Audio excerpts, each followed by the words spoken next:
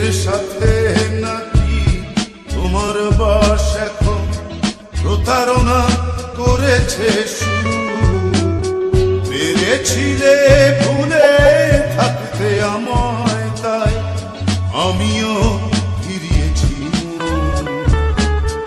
দুঃখের সাথে নাকি তোমার বাস এখন প্রতারণা করেছে শুরু।